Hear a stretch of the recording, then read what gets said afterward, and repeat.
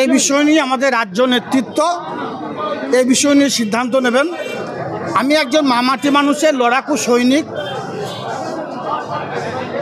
সৈনিক হিসাবে এই বিষয় নিয়ে আমি কোনো মন্তব্য করতে পারি না, যেহেতু এই বিষয়টা আমাদের রাজ্যের মানবিক মুখ্যমন্ত্রী, বাংলার মা, বাংলার বাঘিনী মাননীয় মমতা বন্দ্যোপাধ্যায় এবং আমাদের সর্বভারতীয় তৃণমূল দলের সাধারণ সম্পাদক অভিষেক বন্দ্যোপাধ্যায় এবং আমাদের রাজ্যের রাজ্য সভাপতি সুব্রত বক্সী মহাশয় এবং আমাদের যে একটা শৃঙ্খলা রক্ষা কমিটি আছে, সকলে মিলিতভাবে সংঘবদ্ধভাবে এই বিষয় নিয়ে আলোচনা করছে। পদক্ষেপটা ওখান থেকেই নেওয়া হবে। শৃঙ্খলা রক্ষা কমিটি আলোচনায় বসছে, অবশ্যই ওখান থেকেই সিদ্ধান্ত হবে এবং সেই সিদ্ধান্তের পরিপ্রেক্ষিতে বীরভূম জেলার পুলিশকে যে মন্তব্য একটা উঠেছে, আপনারা কি মনে করেন বীরভূম জেলার পুলিশ এরকম টাকা তোলে বা এরকম কাজ? দেখুন, এই বিষয়টা নিয়ে একটাই কথা বলবো, এটা তদন্ত চলছে। বীরভূম জেলা পুলিশ প্রশাসন এই বিষয়টা নিয়ে সর্বোচ্চ পর্যায়ে তদন্ত করছে। যেহেতু তদন্ত প্রক্রিয়া চলছে, সেহেতু এই বিষয় নিয়ে কোনো মন্তব্য করা সমীচীন বলে আমি মনে করি না।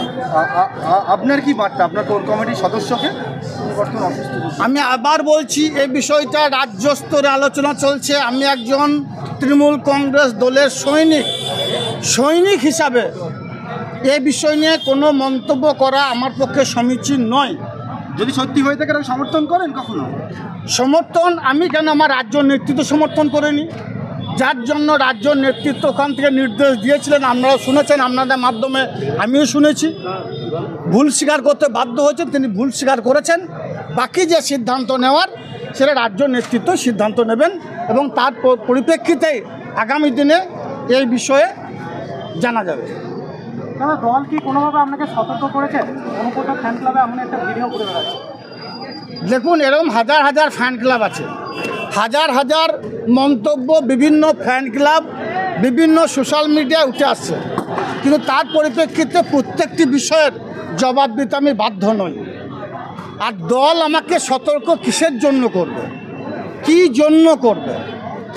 দল আমাকে দায়িত্ব দিয়েছেন বীরভূম জেলার সভাধিপতি আসনে, বীরভূম জেলার উন্নয়নের স্বার্থে জাতি ধর্ম মতামত নির্বিশেষে হিন্দু মুসলমান শিখ খ্রিস্টান ইসাই সমস্ত সম্পদে মানুষকে সঙ্গে নিয়ে সততা এবং নিষ্ঠার সঙ্গে মমতা বন্দ্যোপাধ্যায় অভিষেক বন্দ্যোপাধ্যায়ের নির্দেশে বীরভূম জেলার যে 19টা পঞ্চায়েত সমিতি আছে, 167টা গ্রাম পঞ্চায়েত আছে, সকলের উন্নয়ন নিরিখে আমি কাজ করে চলেছি।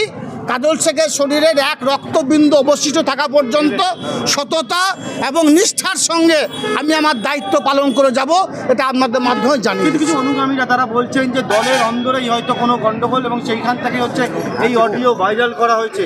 আপনি সঠিক কথা বলেছেন, আপনার এই কথাকে আমি সমর্থন করি, কিন্তু দিনের শেষে একটা কথা বলবো, আমি মমতা বন্দ্যোপাধ্যায়ের অনুগামী, আমি অভিষেক বন্দ্যোপাধ্যায়ের অনুগামী, আমার কেউ অনুগামী নেই। যদি কেউ বলে কাজল শেখের অনুগামী, তাহলে বলবো সে তৃণমূল কংগ্রেস দলটা করে না। তাই অনুগামী যে বলছেন, যারা অনুগামী তৈরি করেছেন, যারা নিজস্ব ফ্যান ক্লাব তৈরি করেছেন, যারা নিজের মতো করে সোশ্যাল মিডিয়া চালাচ্ছেন, তাদেরকে বলবো নিজের দল তৈরি করে দেখান। এটা মমতা বন্দ্যোপাধ্যায়ের দল।